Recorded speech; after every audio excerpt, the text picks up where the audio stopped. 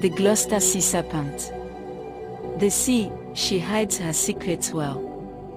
But sometimes, just sometimes, she lets something slip through the veil.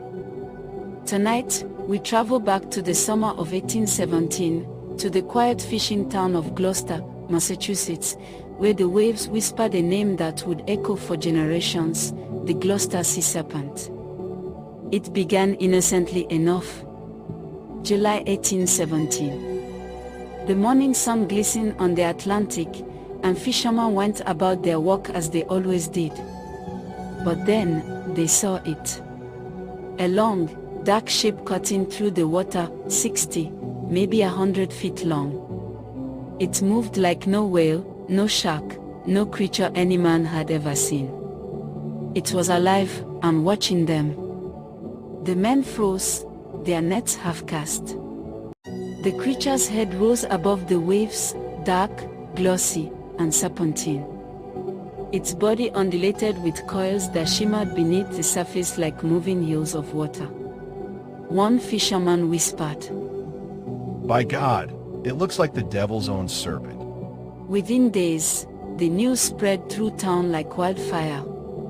Soon, hundreds of locals, sailors, merchants, even children, gathered along the rocky shores, staring out to sea. And there it was again. Sliding silently just beyond the breakers, its head the size of a horse, with strange fins rippling down its back. Witness after witness described it in painstaking detail.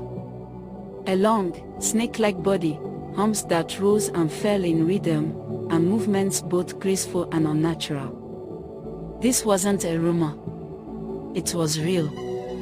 The local paper, the Gloucester Telegraph, began publishing reports almost daily.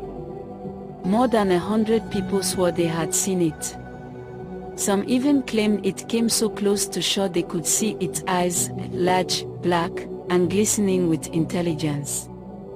One witness, a ship's captain named Solomon Haskell, described it this way. It was between 80 and 90 feet long, the head raised like a swan's, and the motion of its body was quick and serpentine. It moved with the ease of a creature born to the sea. Another, a fisherman named Amos Story, said the serpent seemed curious, almost playful, following boats for a time before slipping back beneath the waves. For weeks, it was the talk of New England. Some said it was a prehistoric survivor, a creature from before the flood.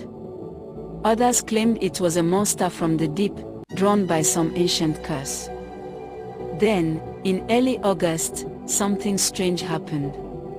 A group of townsmen claimed to have found a small serpent-like creature washed ashore. It was only about 3 feet long, a baby, they said. They brought it to a group of naturalists in Boston, who studied it carefully. The scientists called it a Scoliophis atlanticus, a new species of marine serpent. But skeptics laughed.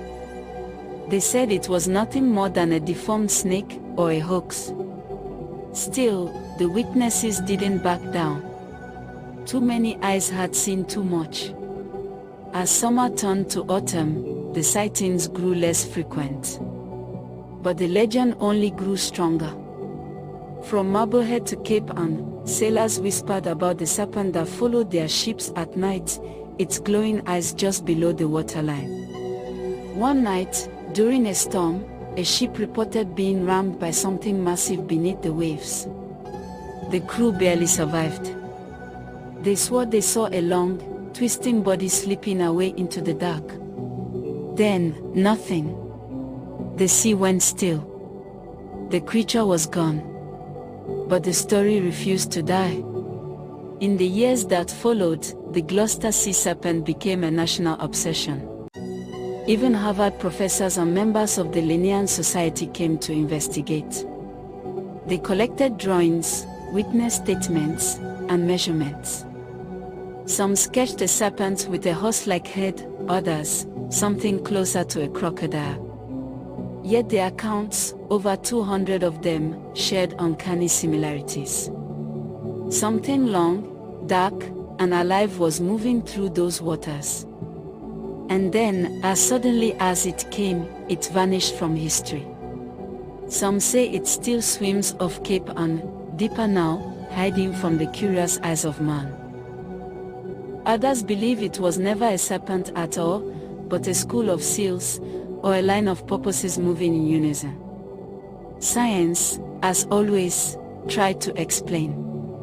But those who saw it, truly saw it, never changed their story. They spoke of the way it moved, the way the sea seemed to bend around it. They swore they could feel it watching them. One old fisherman, years later, said he could still see it in his dreams. He said, "It wasn't a beast. It was something older than beasts. Something the ocean forgot to destroy." So what was it, really? A prehistoric survivor, perhaps a plesiosaur? A trick of the light on restless waters? Or something that slipped between worlds, just long enough for us to remember it? The truth lies, as always, beneath the surface. Waiting. Watching. And when the sea is calm, perhaps even now, the Gloucester serpent glides once more beneath the moonlit waves. From the depths of time and tide, the ocean keeps her mysteries.